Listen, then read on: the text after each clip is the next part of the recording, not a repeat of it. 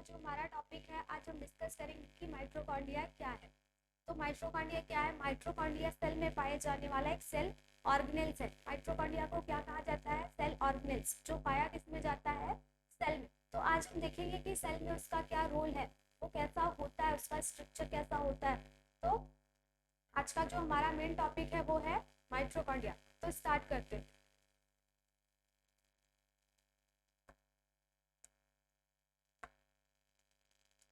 आज हमें डिस्कस किस पे करना है? माइटोकॉन्ड्रिया।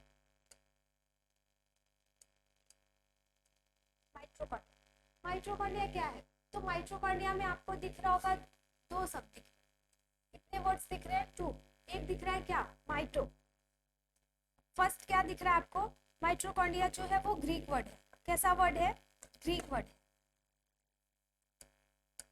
कैसा वर्ड है ये? ग्रीक वर्ड है। एक एक तो आपको क्या दिख रहा है? फर्स्ट वर्ड क्या दिख रहा है आपको? माइटो, जिसको हम क्या कहेंगे? माइटोस। माइटोस मीन्स क्या होता है? थ्रेड।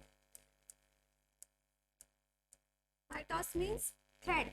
और कॉन्ड्रिया मीन्स, कॉन्ड्रिया को कॉन्ड्रियन कहा गया। क्या कहा गया है? कॉन्ड्रियन। कॉन्ड्रियन मीन्स होता है granules. Granule. Chondrion means chondrion means granules होता है। क्या होता है? ग्रेन्यूल्स। तो आपको दो वर्ड्स दिख रहे हैं, एक माइटो और दूसरा कॉन्ड्रिया। तो माइटोस मीन्स क्या हो गया? थ्रेड। मतलब कि थ्रेड मीन्स धागा। कैसा होता है? थ्रेड। और कॉन्ड्रियन मीन्स ग्रेन्यूल, मतलब कि एक थ्रेड लाइक ग्रेन्यूल पाया जाएगा। एक थ्रेड लाइक ग्रेन्यूल पाया जाता है, जिसको ही क्या कहा जाता है? माइटोकॉन्ड्रिया। और ये वर्ड कैसा है? माइटोकॉन्ड्रिया जो वर्ड है वो क्या है? एक ग्रीक वर्ड। दो ग्रीक वर्ड से मिलकर बना है, माइटोस और कॉन्ड्रियन। आपको माइटोकॉन्ड्रियन जो है वो सिंगुलर, वो कैसा होता है? सिंगुलर शब्द होता है। पर माइटोकॉन्ड्रिया जो है वो प्लूरल होता है। मतलब कि माइटोकॉन्ड्रिया कहेंगे तो उसमें बहुत सारे माइटोकॉन्ड्रिया आ जाएंगे, और माइटोकॉन्ड्रियन कहेंगे तो मतलब एक सिंगल माइटोकॉन्ड्रिया। तो देखते हैं कि सेल में माइटोकॉन्ड्रिया होता है तो कैसा होता है, उसका क्या रोल होता है। तो माइटोकॉन्ड्रिया क्या, ये तो आपको पता चल गया कि जो माइटोकॉन्ड्रिया है वो दो ग्रीक वर्ड से मिलकर बना है। पहला है माइटो और दूसरा है कॉन्ड्रिया। तो माइटो मीन्स क्या हो गया? Thread like. थ्रेड जैसा होता है। और कॉन्ड्रियन मीन्स क्या हो गया? ग्रेन्यूल जैसा। थ्रेड लाइक एक स्ट्रक्चर, थ्रेड लाइक एक ग्रेन्यूल पाया जाता है, जिसे ही क्या कहा जाता है? माइटोकॉन्ड्रिया। तो देखते हैं माइटोकॉन्ड्रिया टर्म कैसे बना है। तो सबसे पहले हम क्या कहेंगे?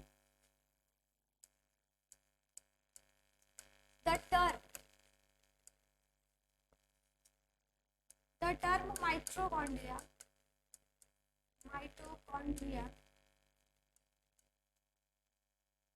इज ए, ये क्या हो गया?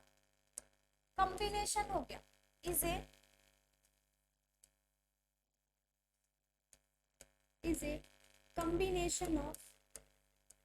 combination of two Greek word. दो ग्रीक वर्ड का क्या है? ये कॉम्बिनेशन है। माइटोकॉन्ड्रिया वर्ड में जो है दो ग्रीक वर्ड को मिलाकर माइटोकॉन्ड्रिया शब्द जो है वो बनाया गया है। दो ग्रीक वर्ड है। कितने? To Greek words. फर्स्ट क्या है, जिसका मतलब क्या होता है? मीन्स क्या होता है? थ्रेड। माइटो मीन्स हो गया थ्रेड लाइक। कॉन्ड्रिया मतलब क्या हो गया? ग्रेन्यूल। तो क्या हो जाएगा? Thread like granule.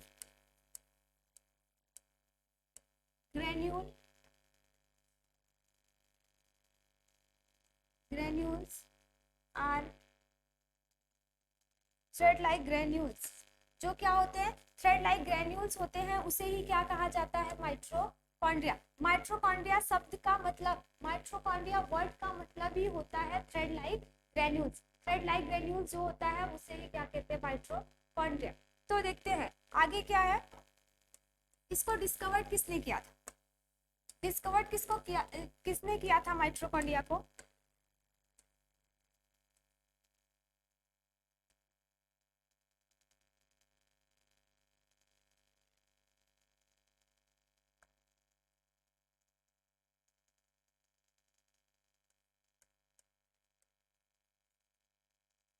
they were first discovered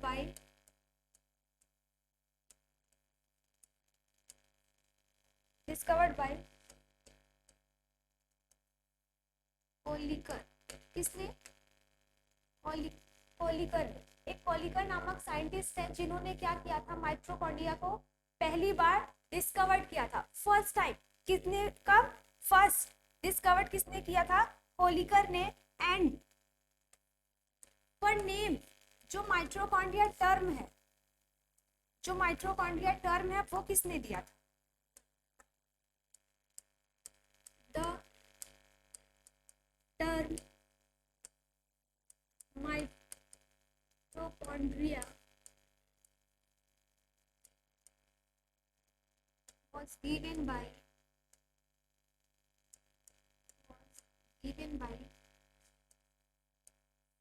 किसने दिया था? सी बेंडा। एक सी बेंडा करके साइंटिस्ट है, उन्होंने ही माइटोकॉन्ड्रिया नेम दिया था। किसने दिया था? फर्स्ट कोलिकर ने इसको डिस्कवर किया था, पहली बार उन्होंने देखा था, पर जो माइटोकॉन्ड्रिया नाम है वो किसने दिया था? सी बेंडा ने। आगे देखते हैं क्यों दिया था उन्होंने ये नाम। Due to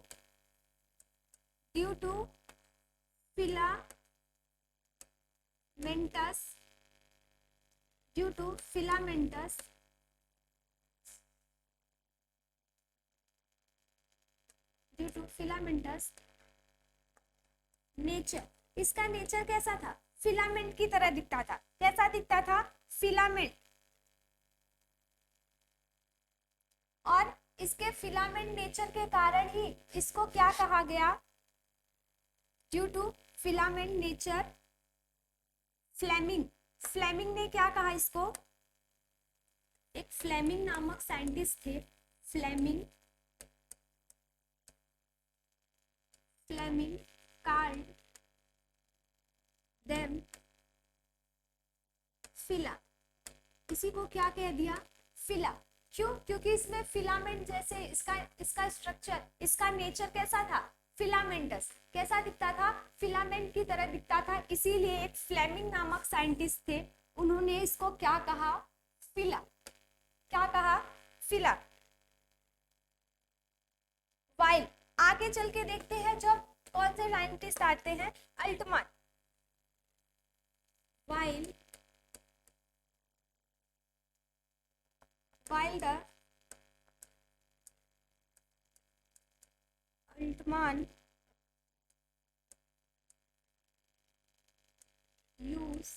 uses the term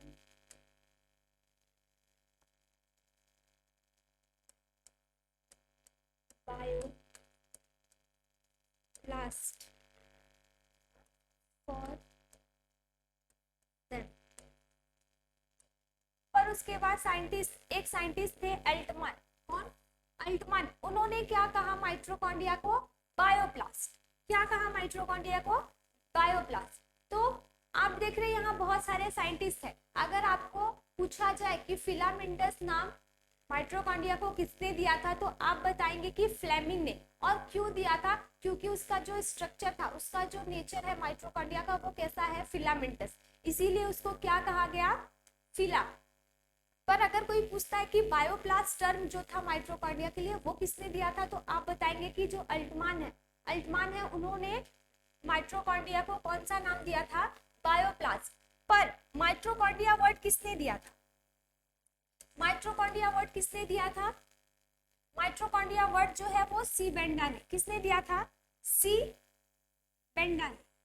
किसने दिया था? सी बेंडा ने। और ये जो माइटोकॉन्ड्रिया को पहली बार किसने देखा था? माइटोकॉन्ड्रिया को सबसे पहले किसने देखा था? कोलिकर। किसने? कोलिकर ने सबसे पहले देखा था। सी बेंडा ने माइटोकॉन्ड्रिया नेम दिया था। मतलब माइटोकॉन्ड्रिया को माइटोकॉन्ड्रिया किसने कहा था? सी बेंडा ने। पर फिला शब्द किसने दिया था? फिला शब्द ने फ्लेमिंग ने दिया था। एक साइंटिस्ट है फ्लेमिंग, उन्होंने माइटोकॉन्ड्रिया को क्या कहा? फिला। क्यों कहा? क्योंकि उसका नेचर कैसा होता है, filamentous.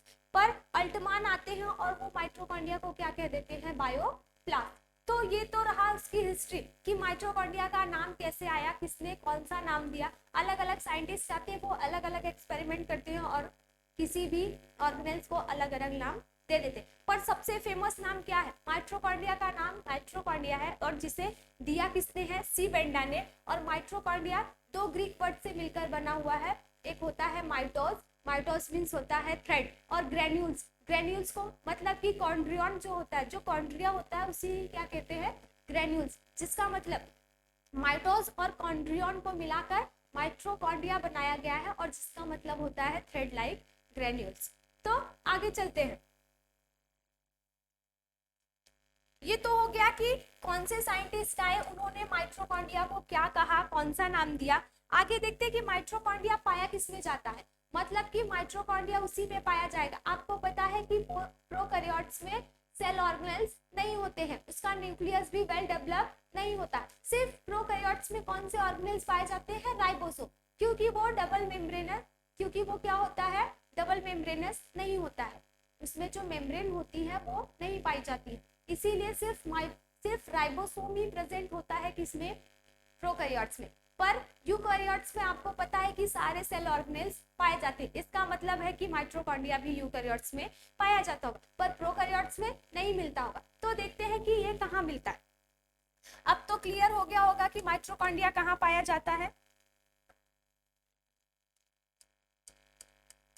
Mitochondria occurs in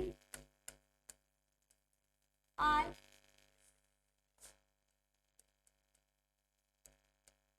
eukaryotic animals, मतलब सभी प्रकार के eukaryotic animals and plants, animals and plants cell, मतलब कि ये पाया किसमें जाता है, सेल में। तो ये सभी प्रकार के जो यूकैरियोट्स के एनिमल्स होंगे, यूकैरियोट्स के सभी एनिमल्स और प्लांट्स में उनके सेल में क्या पाया जाता है, किस प्रकार का सेल पाया जाता है, यूकैरियोटिक। जो एनिमल्स होते हैं और प्लांट्स होते हैं उनका जो सेल होता है वो कैसा होता है, यूकैरियोटिक। क्यों होता है, क्योंकि उसमें न्यूक्लियस भी वेल डेवलप होता है और सारे सेल ऑर्गेनेल्स भी पाए जाते हैं, और उनके डीएनए के साथ एक हिस्टोन प्रोटीन नामक एक हिस्टोन प्रोटीन भी पाया जाता है, जिससे उसका न्यूक्लियस क्या माना जाता है कि वेल डेवलप है। ये इसके पहले के लेक्चर पे पढ़ाया जा चुका है। तो आज हमें देखते हैं कि जो यूकैरियोट्स एनिमल्स है और प्लांट सेल्स है, उनके सेल्स में माइटोकॉन्ड्रिया प्रेजेंट होता है, पाया जाता है।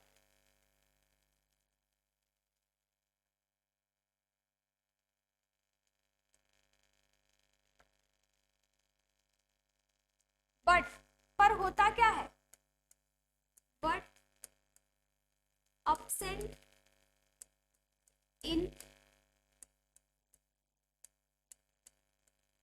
prokaryotic sales.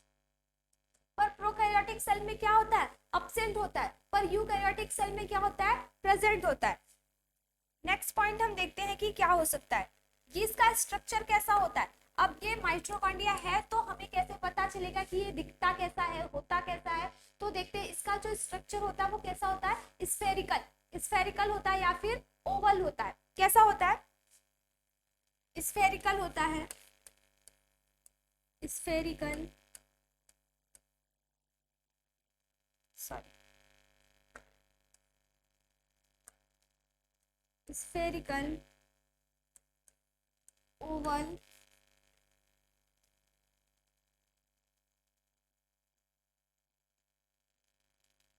एंड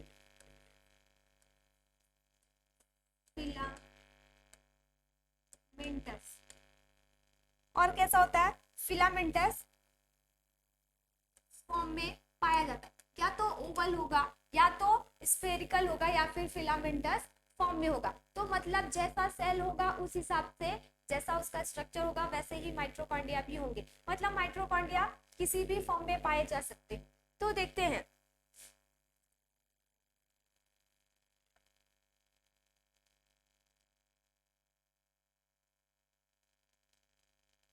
माइट्रोकॉन्ड्रिया में जो है वो लेंथ कितनी होती है और उसकी ब्रेड्थ कितनी होती है, लेंथ कितनी होती है और उसकी वाइडनेस कितनी होती है। हम देखते हैं कि माइट्रोकॉन्ड्रिया में लेंथ कितनी होती है और वाइडनेस कितनी होती है।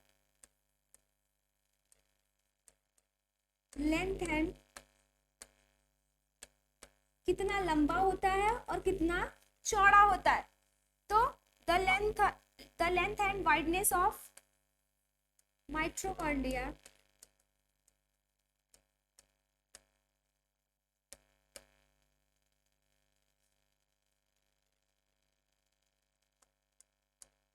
is 1.5 micron, 0.5 micron. मतलब इसकी लेंथ जो होगी 1.5 माइक्रोन होगी और इसका जो वाइडनेस होगा वो कितना होगा, 0.5 माइक्रोन। आगे चलते, और क्या होता है इसमें, ये कितने पाए जाते हैं, ये लगभग कितने पाए जाते हैं, 100 से 300 mitochondria occurs in each cell. एक सेल में लगभग कितने कितने माइट्रोकॉन्ड्रिया पाए जाते हैं,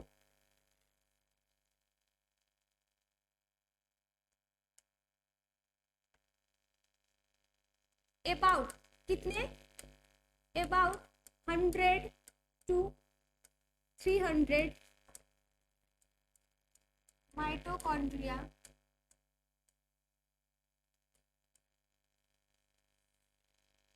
occurs in each cell।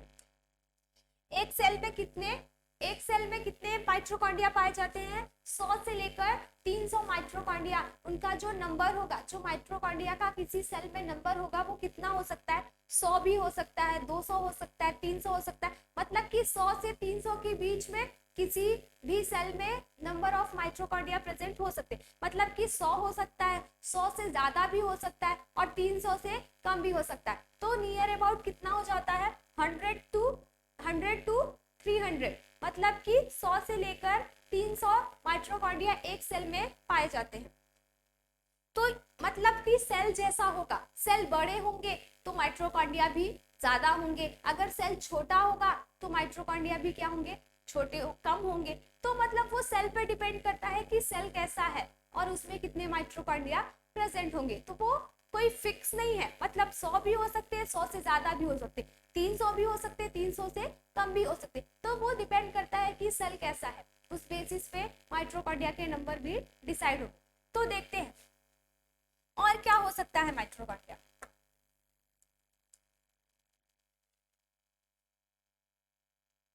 But in,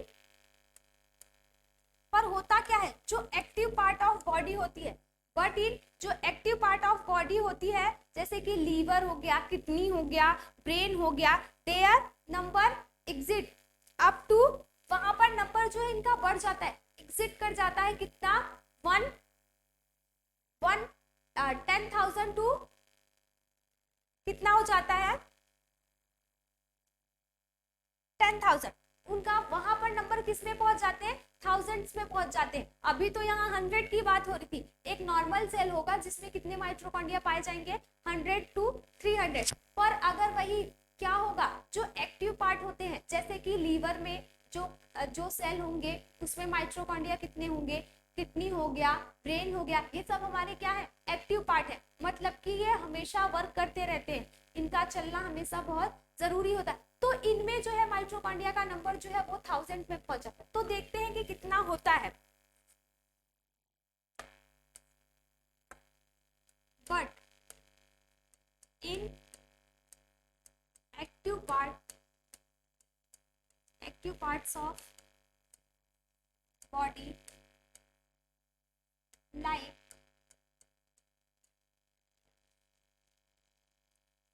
liver, kidney, brain, there जो माइट्रोकॉन्ड्रिया का नंबर होगा, देयर नंबर में exceeded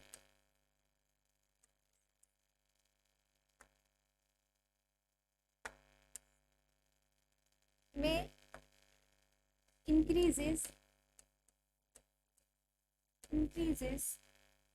up to 10 to 150,000। कितना हो जाता है? 10 to 1000 10 to 150,000 किस में चला जाता है? थाउजेंड्स में चला जाता है। किसका नंबर? माइटोकॉन्ड्रिया का। मतलब कि जहां अब तक 100 नंबर में प्रेजेंट थे, अब कितने नंबर हो जाएंगे उनके? 1000। तो वो डिपेंड करता है कि वो 10,000 से 150,000 तक माइटोकॉन्ड्रिया पाए जाते हैं। किसमें? एक्टिव पार्ट में। हमारे एक्टिव पार्ट में जो है वो बॉडी के, जैसे कि क्या हो गया? लीवर हो गया, किडनी हो गया, ब्रेन हो गया। कितने नंबर पाए जाते हैं? 10 to 150,000। कितना? 150,000। तो ये तो हो गया कि माइटोकॉन्ड्रिया कितने पाए जाते हैं, किसने डिस्कवर किया है, कहाँ पाया जाता है, उसकी लेंथ कितनी है, वाइडनेस कितनी है। तो अब हम आगे देखते हैं कि माइटोकॉन्ड्रिया एग्जैक्टली होता कैसा। अब हम उसके स्ट्रक्चर के बारे में पढ़ेंगे कि स्ट्रक्चर उसका क्या होता है, उसमें क्या क्या पाए जाते हैं। तो माइटोकॉन्ड्रिया में जो होता है वो माइटोकॉन्ड्रिया क्या होता है? वो माइटोकॉन्ड्रिया क्या होता है? डबल मेम्ब्रेनस होता है। Mitochondria is A double membrane. कैसा होता है? डबल मेम्ब्रेन होता है। Double membrane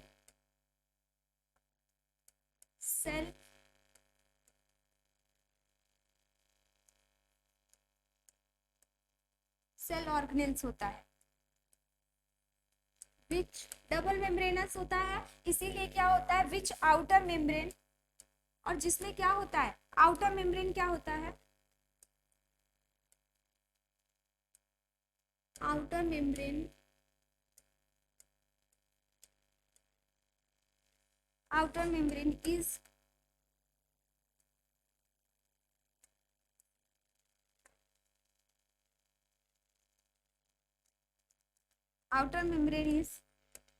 is smooth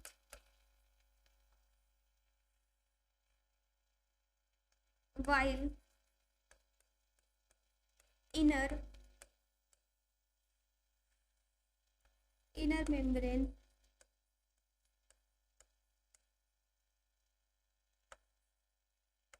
folds। Outer membrane क्या होता है? इसका स्मूथ होता है, पर जो इनर मेम्ब्रेन होता है वो फोल्ड्स होता है। कहाँ? इनवर्डली, अंदर की तरफ क्या होता है? उसमें फोल्ड प्रेजेंट होता है। एक फोल्ड लाइक स्ट्रक्चर जो होता है वो प्रेजेंट होता है। जब आप माइटोकॉन्ड्रिया का स्ट्रक्चर देखेंगे तब आपको समझ में आएगा कि कैसे इनर मेम्ब्रेन जो है वो अंदर की तरफ इनवर्डली फोल्ड कर जाती है। टू फॉर्म बनाता क्या है? जब वो फोल्ड करता है तो उसका स्ट्रक्चर कैसा हो जाता है? टू फॉर्म फिंगर लाइक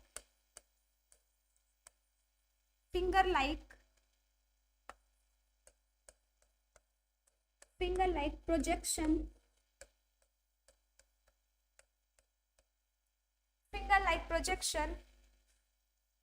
या फिर आप कह सकते हैं स्ट्रक्चर। प्रोजेक्शन कहिए या फिर स्ट्रक्चर कहिए। एक फिंगर लाइक प्रोजेक्शन या फिर स्ट्रक्चर बनाता है, जिसे ही क्या कहते हैं? Is called cristae. उसे ही क्या कहते हैं? क्रिस्टी। एक फिंगर लाइक प्रोजेक्शन बनाया जाता है जिसे ही क्या कहा जाता है? क्रिस्टी। तो होता क्या है? फिंगर लाइक प्रोजेक्शन होता है जिसे क्या कहा जाता है? क्रिस्टी। तो देखते हैं, जो मेम्ब्रेन है, जो माइटोकॉन्ड्रिया है, वो कैसा होता है? डबल मेम्ब्रेन होता है। उसमें क्या होता है? Double membrane cell organelles. ये जो है सेल में पाए जाने वाला एक ऑर्गेनेल्स है, जो होता कैसा है? Double membrane. उसमें डबल मेम्ब्रेन पाई जाती है। और क्या होता है? जिसकी आउटर मेम्ब्रेन क्या होती है? स्मूथ होती है। क्या होती है? बहुत स्मूथ होती है। पर जो इनर मेम्ब्रेन होती है, इनर मेम्ब्रेन जो होती है वो अंदर की तरफ फोल्ड कर जाती है। अंदर की तरफ फोल्ड करके क्या बनाती है? एक फिंगर लाइक स्ट्रक्चर बनाती है। क्या बनाती है? फिंगर लाइक स्ट्रक्चर या फिर प्रोजेक्शन बनाती है, जिसे ही क्या कहा जाता है? क्रिस्टी। उसे ही क्या कहते हैं? क्रिस्टी, और इस क्रिस्टी पर क्या प्रेजेंट होते हैं, F1 पार्टिकल्स इस क्रिस्टी पर प्रेजेंट होते हैं। ऑन विच होता क्या है, on which numerous, on which numerous F1 particles, बहुत सारे एक F1 पार्टिकल्स होते हैं जो बहुत सारे, मतलब कि वो न्यूमरस, मतलब कि उनका जो नंबर है वो बहुत सारा होता है।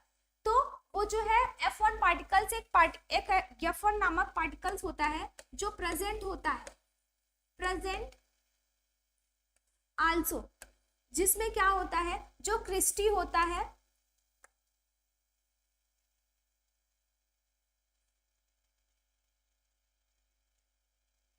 प्रेजेंट आल्सो, और उसे ही क्या कहा जाता है, उसे ही कहा जाता है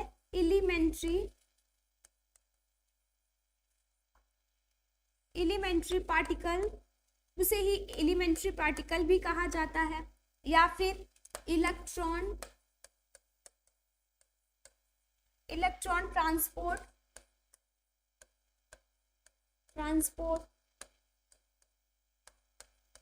पार्टिकल, इलेक्ट्रॉन ट्रांसपोर्ट पार्टिकल। जो क्रिस्टी है उसे ही क्या कहा जाता है, क्रिस्टी पर एक F1 लाइक स्ट्रक्चर, एक स्ट्रक्चर पाया जाता है जिसको ही क्या कहते हैं, F1 पार्टिकल्स, और वो F1 पार्टिकल्स को ही और किस नामों से जाना जाता है, उसको ही एलिमेंट्री पार्टिकल्स या फिर इलेक्ट्रॉन ट्रांसपोर्ट पार्टिकल।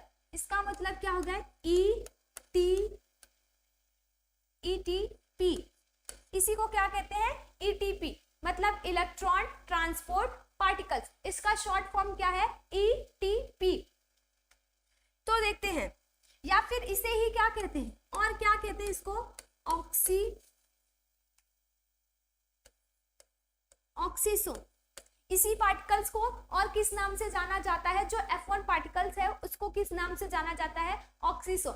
कोई आपसे पूछता है कि ऑक्सीसोम क्या है, तो भी वो वही चीज है, F1 पार्टिकल है। आपसे कोई पूछता है कि F1 पार्टिकल क्या है, तो F1 पार्टिकल जो होगा उसे ही और किस नाम से जाने जाएंगे, एलिमेंट्री पार्टिकल्स भी कोई पूछेगा तो वही, मतलब F1 पार्टिकल्स ही। अगर आपसे कोई पूछता है इलेक्ट्रॉन ट्रांसपोर्ट पार्टिकल्स क्या है, मतलब कि तभी भी वही है। ETP पूछता है तो मतलब इलेक्ट्रॉन ट्रांसपोर्ट पार्टिकल, वो तो उसका शॉर्ट फॉर्म है। तो और उसको F1 पार्टिकल्स को ही और क्या कहा जाता है, ऑक्सीसोम, उसको और क्या कहा जाता है, ऑक्सीसोम। तो देखते हैं, ये तो रहा कि F1 पार्टिकल्स, जो क्रिस्टी पर F1 पार्टिकल्स पाए जाते हैं उसके कितने नाम हो सकते हैं, क्योंकि आपको अलग अलग जगह अलग अलग नाम से पूछा जा सकता है, क्योंकि आपको हर नाम क्लियर रहेगा तब आपको कोई कंफ्यूजन नहीं होगी। तो देखते हैं, ये तो रहे F1 पार्टिकल्स के बहुत सारे नेम होते हैं। तो और क्या पाया जाता है माइटोकॉन्ड्रिया के स्ट्रक्चर में, और कौन कौन से नेम आ सकते हैं और क्या हो सकता है, तो देखते हैं। द गैप बिटवीन, एक गैप पाया जाता है किसके between, the gap between in both, दोनों मेम्ब्रेन के बीच में एक गैप पाया जाता है, both membrane, the gap between in both membrane called, उसे ही क्या कहते हैं, कॉल्ड पेरीमाइट्रोकॉन्ड्रियल स्पेस, उसे ही क्या कहते हैं, पेरीमाइट्रोकॉन्ड्रियल स्पेस। अब पेरीमाइट्रोकॉन्ड्रियल स्पेस क्या होता है, जो इनर मेम्ब्रेन, जो आउटर मेम्ब्रेन और इनर मेम्ब्रेन फोल्ड कर जाती है उसके बीच में जो गैप क्रिएट हो जाता है, मतलब कि इनर मेम्ब्रेन और आउटर मेम्ब्रेन के बीच में जो गैप क्रिएट होता है उसे ही क्या कहते हैं, पेरीमाइट्रोकॉन्ड्रियल स्पेस, उसे ही क्या कहते हैं, पेरीमाइट्रोकॉन्ड्रियल स्पेस। और क्या होता है इसमें, वाइल इनर क्या होता है, वाइल इनर, और इसका जो इनर स्पेस होता है, जबकि इनर स्पेस जो होता है वो किससे सराउंडेड होता है, सराउंडेड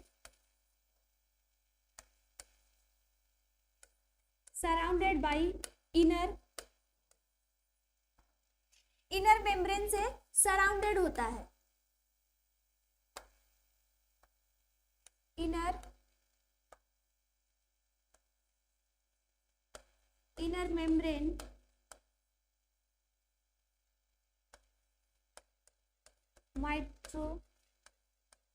इनर मेम्ब्रेन से सराउंडेड होता है और उसके अंदर जो होता क्या है, माइटोकॉन्ड्रियल मैट्रिक्स होता है। क्या होता है?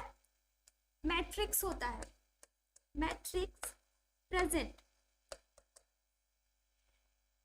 क्या पाया जाता है? The gap between in both membrane called peri mitochondrial space. जो दोनों मेम्ब्रेन मतलब आउटर मेम्ब्रेन और इनर मेम्ब्रेन के बीच में जो गैप होता है उसे ही क्या कहते हैं? Peri mitochondrial space. क्या कहते हैं? Peri mitochondrial space. While inner जो इनर स्पेस होता है वो सराउंडेड होता है, किससे सराउंडेड होता है? Bye inner membrane. जो इनर स्पेस होता है, जो अंदर का स्पेस होता है, वो इनर मेम्ब्रेन के थ्रू क्या होता है? सराउंडेड होता है। और उसमें पाया क्या जाता है? उसके अंदर क्या पाया जाता है? Mitochondrial matrix present. एक मैट्रिक्स होता है, एक फ्लूइड पाया जाता है जिसे ही क्या कहते हैं? Mitochondrial matrix. तो वो भी पाया जाता है। और क्या होता है? और ये जो मैट्रिक्स होता है ये कैसा होता है? जो मैट्रिक्स होता है वो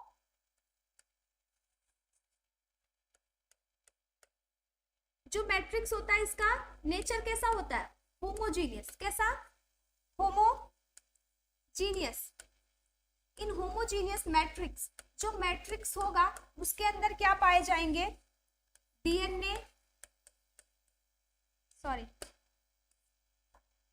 क्या पाया जाएगा? डीएनए एंड राइबोसोम क्या प्रेजेंट होते हैं? डीएनए होता है और राइबोसोम।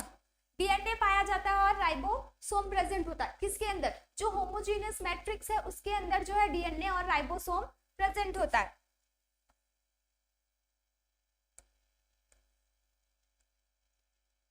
और डीएनए कहाँ प्रेजेंट होता है? डीएनए प्रेजेंट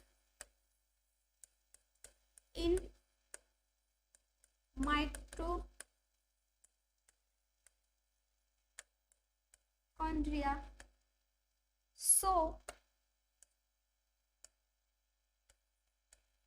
कॉल्ड, इसलिए उसे क्या कहा जाता है? माइटोकॉन्ड्रियल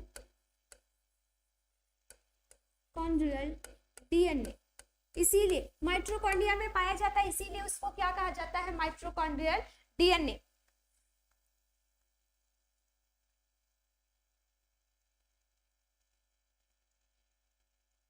इसीलिए उसको क्या कहा जाता है? Mitochondrial DNA. और ये होता कैसा है? ये जो माइटोकॉन्ड्रिया होता है वो डबल स्टैंडर्ड होता है। कैसा होता है? Double standard. दे आर, जो माइटोकॉन्ड्रिया प्रेजेंट होता है सेल, जो माइटोकॉन्ड्रिया प्रेजेंट होता है जो डीएनए माइटोकॉन्ड्रिया में प्रेजेंट होता है वो कैसा होता है? दे आर डबल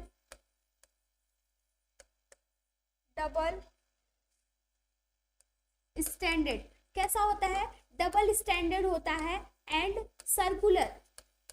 कैसा होता है? सर्कुलर होता है।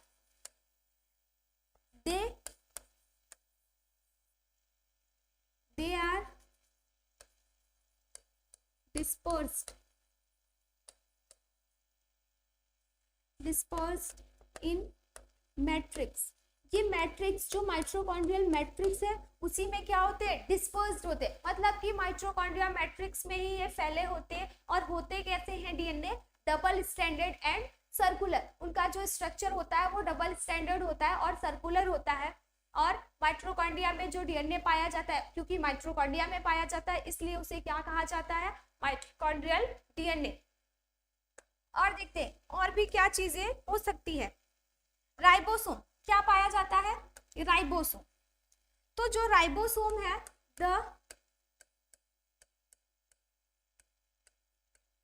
The ribosome present in mitochondria, mitochondria में राइबोसोम भी प्रेजेंट होते हैं। जो राइबोसोम होते हैं, जो माइटोकॉन्ड्रिया हो, जो राइबोसोम भी क्या होता है माइटोकॉन्ड्रिया में प्रेजेंट होता है। और ड्यू टू, इसी वजह से माइटोकॉन्ड्रिया के और due to DNA and ribosome, DNA and ribosome के प्रेजेंट होने से ही माइटोकॉन्ड्रिया को क्या कहा जाता है, due to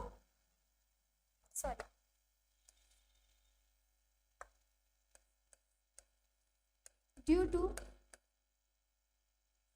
presence of, due to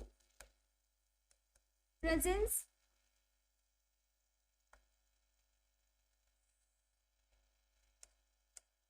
due to presence of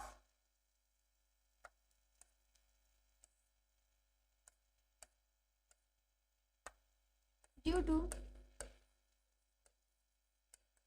presence of DNA and ribosome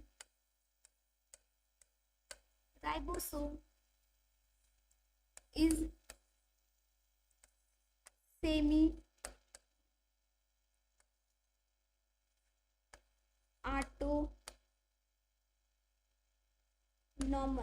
semi autonomous cell organelles. इसीलिए माइटोकॉन्ड्रिया को क्या कहा जाता है, सेमी ऑटोनॉमस ऑर्गेनेल्स। क्यों? क्योंकि उसमें डीएनए भी होता है और राइबोसोम भी पाया जाता है, इसीलिए माइटोकॉन्ड्रिया को क्या कहा जाता है, सेमी ऑटोनॉमस सेल ऑर्गेनेल्स। इसीलिए उसको क्या कहा जाता है, सेमी ऑटोनॉमस सेल ऑर्गेनेल्स। ये तो रहा कि माइटोकॉन्ड्रिया के स्ट्रक्चर में कौन कौन से स्ट्रक्चर प्रेजेंट होते हैं, क्या क्या पाया जाता है। तो सबसे पहले आउटर मेम्ब्रेन, उसके बाद इनर मेम्ब्रेन। इनर मेम्ब्रेन में फोल्डिंग होती है तो उससे क्या बन जाता है, क्रिस्टी बन जाता है। क्रिस्टी में F1 पार्टिकल्स होते हैं जिसको क्या कहा जाता है और किन किन नामों से जाना जाता है, उसे ही एलिमेंट्री पार्टिकल या फिर इलेक्ट्रॉन ट्रांसपोर्ट पार्टिकल या फिर ऑक्सीसोम कहा जाता है। उसके बाद देखा गया कि जो मैट्रिक्स उसके अंदर जो इनर स्पेस होता है, जो माइटोकॉन्ड्रिया के और जो आउटर मेम्ब्रेन और इनर मेम्ब्रेन के बीच में स्पेस होता है उसको पेरी माइटोकॉन्ड्रियल स्पेस कहते हैं। और जो इनर स्पेस होता है वो इनर मेम्ब्रेन के थ्रू क्या होता है, इनर मेम्ब्रेन के थ्रू क्या होता है, उसको बाउंड किए रहती है इनर मेम्ब्रेन और उसके अंदर एक होमोजीनियस मैट्रिक्स पाया जाता है। उस मैट्रिक्स के अंदर क्या क्या होता है, डीएनए होता है, राइबोसोम होता है। और डीएनए और राइबोसोम के प्रेजेंट होने के कारण ही सेल को माइटोकॉन्ड्रिया को क्या कहा जाता है, और सेमी ऑटोनॉमस ऑर्गेनेल्स। इसको क्या कहा जाता है, ये सेमी ऑटोनॉमस ऑर्गेनेल्स है। तो ये तो रहा कि माइटोकॉन्ड्रिया कैसा है, उसका स्ट्रक्चर कैसा है। तो देखते हैं कि माइटोकॉन्ड्रिया का जब हम स्ट्रक्चर बनाएंगे तो वो कैसा दिखेगा। देखिए माइटोकॉन्ड्रिया का जब हम स्ट्रक्चर बनाएंगे तो माइटोकॉन्ड्रिया कुछ हमें इस प्रकार से दिखाई देगा। ये रहा माइटोकॉन्ड्रिया का स्ट्रक्चर कि माइटोकॉन्ड्रिया कैसा दिखता है। तो स्ट्रक्चर ऑफ माइटोकॉन्ड्रिया, तो माइटोकॉन्ड्रिया में आपको दिख रहा होगा ये देखिए जो बाहर की ये जो लेयर है उसको क्या कहा गया है, आउटर मेम्ब्रेन। क्या कहा गया, आउटर मेम्ब्रेन। ये तो हो गया आउटर मेम्ब्रेन। उसके बाद क्या है, इनर मेम्ब्रेन। और आपको दिख रहा होगा इनर मेम्ब्रेन में ही ये जो फोल्डिंग है, ये जो फोल्डिंग है इसी को क्या कहा जा रहा है, क्रिस्टी। ये देखिए ये जो ऐसे अंदर की तरफ फोल्ड हुआ है उसे ही क्या कह रहे हैं, क्रिस्टी। और क्रिस्टी पे आपको दिख रहा होगा F1 पार्टिकल। आपको क्या दिख रहे हैं, F1 पार्टिकल। ये देखिए ये रहा F1 पार्टिकल।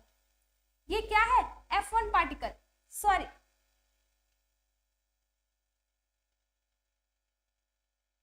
ये जो है आपका क्या है, ये क्रिस्टी है। क्या है ये आपका, क्रिस्टी। और F1 पार्टिकल्स, ये देखिए यहाँ पर जो दिख रहा है आपको ये क्या है, F1 पार्टिकल्स। और राइबोसोम, ये जो आपको दिख रहे हैं ये सब क्या है, राइबोसोम। और क्या दिख रहा है आपको, और इनके देखिए ये आउटर मेम्ब्रेन हो गया और ये इनर मेम्ब्रेन में जो फोल्डिंग हुई है उसी उनमें जो स्पेस क्रिएट हुआ है, जो स्पेस का फॉर्मेशन हुआ है उसी स्पेस को क्या कहेंगे, पेरी माइटोकॉन्ड्रियल स्पेस। उसी स्पेस को क्या कहेंगे, पेरी माइटोकॉन्ड्रियल स्पेस। और ये अंदर का जो फ्लूइड है, ये जो इनर मेम्ब्रेन के थ्रू इनर स्पेस है जो बाउंड किया हुआ है, उसके अंदर क्या फिल हुआ है, मैट्रिक्स। क्या है, मैट्रिक्स। उसे ही क्या कहेंगे, माइटोकॉन्ड्रियल मैट्रिक्स। और ये देखिए आपको एक डबल स्टैंडर्ड सर्कुलर फॉर्म में क्या दिखाई दे रहा है, जो कि क्या हुआ है, इनर जो होमोजेनियस मैट्रिक्स है उसमें ही डीएनए क्या है, डिस्पर्स्ड है। आपको उसी को आप क्या कहेंगे, माइटोकॉन्ड्रियल डीएनए। तो मतलब इसमें क्या हो गया, जब आप इसका स्ट्रक्चर, माइटोकॉन्ड्रिया का स्ट्रक्चर बनाएंगे तो आपको क्या क्या मिलेंगे। सबसे पहले आपको आउटर मेम्ब्रेन मिलेगा, फिर इनर मेम्ब्रेन मिलेगा, फिर आउटर और इनर मेम्ब्रेन के बीच में जो गैप होगा उसे ही आप क्या कहेंगे, पेरी माइटोकॉन्ड्रियल स्पेस। और पेरी माइटोकॉन्ड्रियल स्पेस हो गया तो उसके अंदर जो इनर स्पेस होगा उसमें क्या फील रहता है, क्या पाया जाता है, मैट्रिक्स। जो फ्लूइड पाया जाता है उसे ही क्या कहते हैं, मैट्रिक्स। और उस मैट्रिक्स में क्या क्या प्रेजेंट होते, डीएनए होता है। और डीएनए होता कैसा है, डबल स्टैंडर्ड होता है, सर्कुलर फॉर्म में होता है, जो क्या रहता है, होमोजेनियस मैट्रिक्स में डिस्पर्स्ड हुआ रहता है। तो आप उसे क्या कहेंगे, माइटोकॉन्ड्रियल डीएनए। और क्या पाया जाता है, राइबोसोम। क्या पाया जाता है, राइबोसोम। राइबोसोम किसी भी टाइप्स के हो सकते हैं, मतलब कि सेल, मतलब वो 70S टाइप के भी सिमिलर हो सकते हैं। कैसे होते हैं, प्रोकैरियोट्स के सिमिलर होते हैं। जो राइबोसोम होते हैं वो 70S टाइप के होते हैं। तो मतलब जो माइटोकॉन्ड्रिया के अंदर डीएनए पाया जाता है वो कैसा होता है, 70S टाइप का होता है। और अब ये राइबोसोम भी पाए जाते हैं। और राइबोसोम, और आपको पता है कि अभी इससे पहले आपने पढ़ा कि राइबोसोम और डीएनए के कारण ही क्या कहा जाता है, माइटोकॉन्ड्रिया को सेमी ऑटोनोमस सेल ऑर्गेनेल्स। क्या कहा जाता है, सेमी ऑटोनोमस सेल ऑर्गेनेल्स। तो ये रहा माइटोकॉन्ड्रिया का स्ट्रक्चर। और आपको ये देखिए, ये क्रिस्टी के ऊपर आपको एक फिंगर लाइक प्रोजेक्शन दिख रहा है। क्रिस्टी के ऊपर आपको क्या दिख रहा है, एक स्ट्रक्चर दिखाई दे रहा है जिसको क्या कहते हैं, F1 पार्टिकल्स। क्या कहते हैं, F1 पार्टिकल्स, या फिर क्या कहेंगे, ऑक्सीसोम। क्या कहेंगे, ऑक्सीसोम, या फिर ETP मतलब इलेक्ट्रॉन ट्रांसपोर्ट पार्टिकल, या फिर इसी को क्या कहेंगे, एलिमेंट्री पार्टिकल। इसी को क्या कहेंगे, एलिमेंट्री पार्टिकल कहेंगे, F1 पार्टिकल कहेंगे, ऑक्सीसोम कहेंगे, या फिर इलेक्ट्रॉन ट्रांसपोर्ट पार्टिकल्स। तो ये तो रहा कि कैसा स्ट्रक्चर होता है माइटोकॉन्ड्रिया का। अब हम देखते हैं कि ये जो फिंगर लाइक प्रोजेक्शन है, इसमें क्या ये जो F1 पार्टिकल है वो कैसे पाए जाते हैं। देखते हैं कि कैसे पाए जाते हैं। ये रहा आपका क्रिस्टी का स्ट्रक्चर। ये किसका हो गया, क्रिस्टी का। मान लीजिए ये इनर मेम्ब्रेन, ये ऐसे आप इसको कंप्लीट करेंगे तो ये जो है आपका माइटोकॉन्ड्रिया कंप्लीट हो जाएगा। ये आपका जो है इनर में आउटर मेम्ब्रेन हो गया, ये इनर मेम्ब्रेन हो गया। इनर मेम्ब्रेन में ये क्या है, आउटर मेम्ब्रेन। ये क्या हो गया, आउटर मेम्ब्रेन। और ये जो है इनर मेम्ब्रेन, इनर मेम्ब्रेन। और आपको पता है कि इनर मेम्ब्रेन में ही फोल्डिंग होती है, इनर मेम्ब्रेन में ही एक फोल्डिंग होती है जिसको ही क्या कहते हैं, क्रिस्टी। तो देखिए ये इनर मेम्ब्रेन ग्रो करने की बजाय क्या कर गई है, सीधे जाने के अलावा ये क्या कर जाती है, अंदर की तरफ, इनर स्पेस की तरफ क्या करती है, एक प्रोजेक्शन बना लेती है जिसको ही क्या कहा जाता है, क्रिस्टी।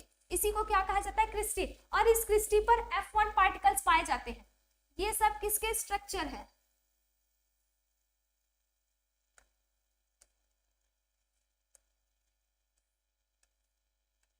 ये तीनों क्या है, F1 पार्टिकल। क्या है, F1 पार्टिकल है। तो F1 पार्टिकल का स्ट्रक्चर अगर हम देखेंगे तो उसमें क्या होता है, एक हेड की तरह स्ट्रक्चर पाया जाता है, जो ऊपर की तरफ सबसे टिप पे होता है उसको क्या कहते हैं, हेड। और उसके नीचे जो होता है उसको स्टाक। और सबसे नीचे जो F1 और क्रिस्टी से जुड़ा होता है, जो पार्ट F1 पार्टिकल और क्रिस्टी से जुड़ा होता है उसे ही क्या कहते हैं, बेस। क्या कहते हैं, बेस। ये तो रहा F1 पार्टिकल का स्ट्रक्चर कैसा होगा और क्रिस्टी का स्ट्रक्चर कैसा होगा। तो ये तो हो गया कि माइटोकॉन्ड्रिया का स्ट्रक्चर कैसा होता है, कैसे दिखता है, क्या क्या पाए जाते हैं। अब देखते हैं कि माइटोकॉन्ड्रिया का रोल क्या है।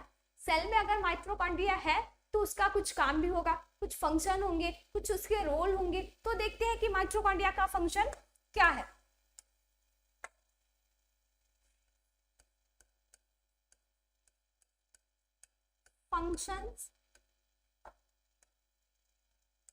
Function of mitochondria,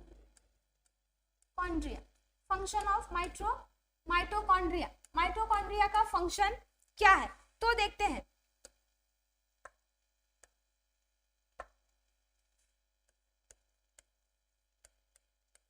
mitochondria is a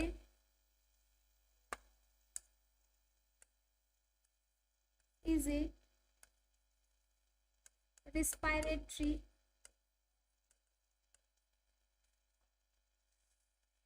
organ of cell in which process of aerobic respiration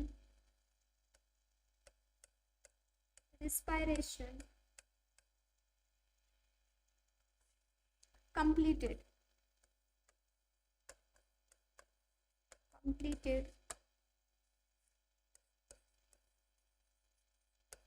Krebs cycle of aerobic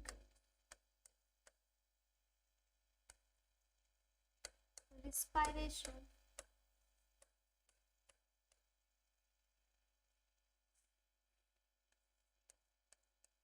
occurs in matrix of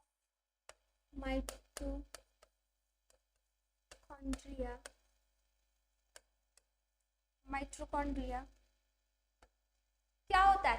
जो माइटोकॉन्ड्रिया है उसमें बहुत सारे प्रोसेस होते हैं, जो रिस्पायरेशन से रिलेटेड बहुत सारे प्रोसेस होते हैं, जैसे कि क्रेब्स साइकिल। क्या है? Mitochondria is a respiratory organ of cell. क्या होता है? ये सेल का रिस्पायरेटरी ऑर्गन होता है, मतलब कि जो रिस्पायरेशन का प्रोसेस होता है वो किसके अंदर पाया जाता है? सेल में जो रिस्पायरेशन का प्रोसेस होता है वो माइटोकॉन्ड्रिया के अंदर पाया जाता है। इसीलिए क्या कहा जाता है माइटोकॉन्ड्रिया को? Respiratory organ of cell. Cell का रिस्पायरेटरी ऑर्गन कहा जाता है। क्या कहा जाता है? सेल का रिस्पायरेटरी ऑर्गन। तो in which process of aerobic respiration क्या होता है? इसके अंदर ये जो माइटोकॉन्ड्रिया है उसके अंदर जो है एरोबिक रिस्पायरेशन का प्रोसेस जो है वो कंप्लीट होता है। रिस्पायरेशन टू टाइप्स के होते हैं, एक होता है एरोबिक और दूसरा होता है एनारोबिक। तो इसके अंदर कौन सा होता है? Aerobic respiration. एरोबिक रिस्पायरेशन जो है वो माइटोकॉन्ड्रिया के अंदर कंप्लीट होता है। Krebs cycle of aerobic respiration. Aerobic respiration के दौरान ड्यूरिंग एरोबिक रिस्पायरेशन में होता क्या है? Krebs cycle. एक क्रेब्स साइकिल होती है जिसमें जो किस पे पाई जाती है? माइटोकॉन्ड्रिया के मैट्रिक्स में। माइटोकॉन्ड्रिया के मैट्रिक्स में होता है एक प्रोसेस, एक साइकिल होती है, जो उस साइकिल को मतलब एक प्रोसेस होता है। कोई भी चीज का फॉर्मेशन होता है तो वो मान लीजिए कहीं से स्टार्ट हुआ और फिर जाकर वहीं पर कंप्लीट हो जाए तो मतलब एक साइकिल कंप्लीट हो गई। तो एक साइकिल होती है, उसको ही क्या कहा गया है? रिस्पायरेशन के समय क्या होता है? एक प्रोसेस होता है, उसको क्या कहते हैं? Krebs cycle. और वो प्रोसेस कहां पर होता है? माइटोकॉन्ड्रिया के मैट्रिक्स में। मैट्रिक्स ऑफ माइटोकॉन्ड्रिया के मैट्रिक्स में। और कौन से प्रोसेस हो सकते हैं? और कौन कौन से प्रोसेस होते हैं माइटोकॉन्ड्रिया में? देखते हैं। इलेक्ट्रॉन ट्रांसपोर्ट क्या होता है?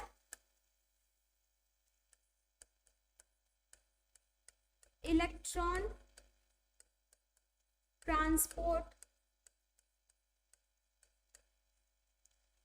Transport system is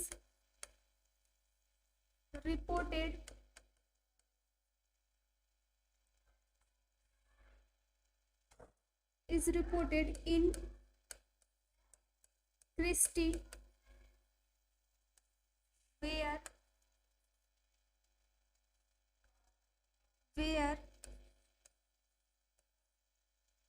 base of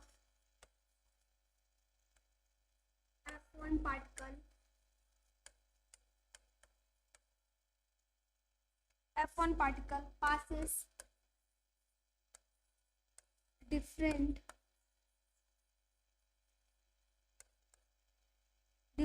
enzyme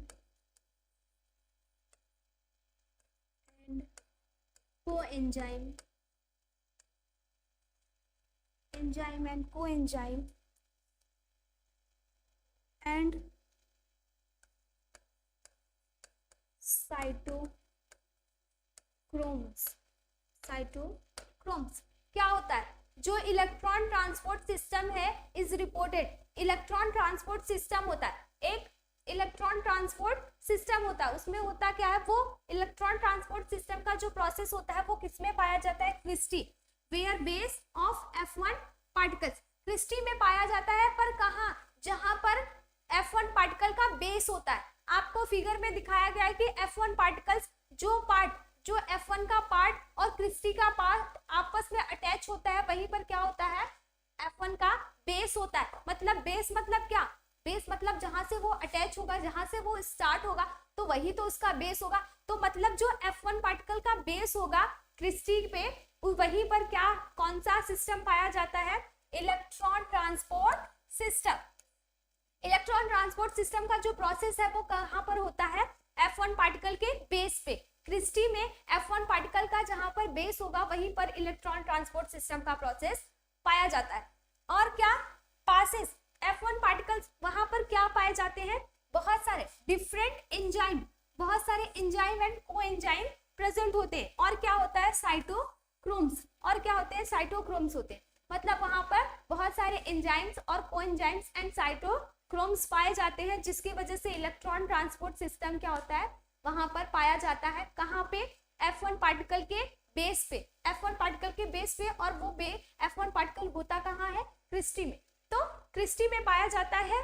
Christie में एग्जैक्ट पोजीशन अगर उसका पूछा जाए कि क्रिस्टी में एग्जैक्ट पोजीशन कहाँ है, अब क्रिस्टी तो पूरा है, उसके अंदर F1 पार्टिकल्स भी है, तो उसके हेड में होता है कि स्टार्ट में होता है कि बेस में होता है? तो आप बताएंगे F1 पार्टिकल के बेस में होता है। तो ये तो रहा कि माइटोकॉन्ड्रिया कैसा है। माइटोकॉन्ड्रिया टर्म किसने दिया है, किसने सबसे पहले उसको डिस्कवर्ड किया है? तो सबसे पहले किसने डिस्कवर्ड किया है? कोलिकर ने। और उसको नेम किसने दिया है? सी बेंडा ने। और फ्लेमिंग थे, उसको क्या कहे थे? उसके फिलामेंटस नेचर के कारण उसको फिला शब्द कहा, फिला वर्ड दिया था। पर बाद में आते हैं अल्टमान, वो उसको क्या कहते हैं? बायोप्लास्ट। ये तो डिफरेंट साइंटिस्ट रहे। और फिर क्या होता है? माइटोकॉन्ड्रिया क्या होता है, उसमें कौन कौन से, उसके कैसा, उसका स्ट्रक्चर कैसा होता है? आउटर मेम्ब्रेन पाया जाता है, डबल मेम्ब्रेनस होता है। और क्या कहा जाता है माइटोकॉन्ड्रिया को? और भी क्या कहा जाता है? तो और इसके फंक्शन देखते हैं कि माइटोकॉन्ड्रिया के और भी क्या फंक्शन है। इन माइटोकॉन्ड्रिया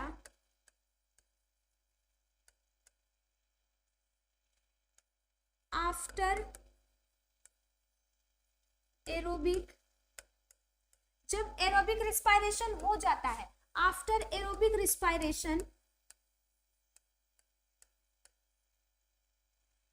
एनर्जी, जब रिस्पायरेशन होगा, रिस्पायरेशन का प्रोसेस जब होगा तब आपको क्या मिलेगी? एनर्जी मिलेगी। तो जो एनर्जी मिलती है, एनर्जी जनरेटेड रिस्पायरेशन प्रोसेस के थ्रू, जो एरोबिक रिस्पायरेशन होता है उस प्रोसेस के थ्रू जब वो प्रोसेस होता है तो उसमें क्या होती है? एनर्जी जनरेट होती है। और किस फॉर्म में होती है? In form of ATP. किस फॉर्म में होती है? एटीपी के फॉर्म में। एंड वेयर, और क्या होता है?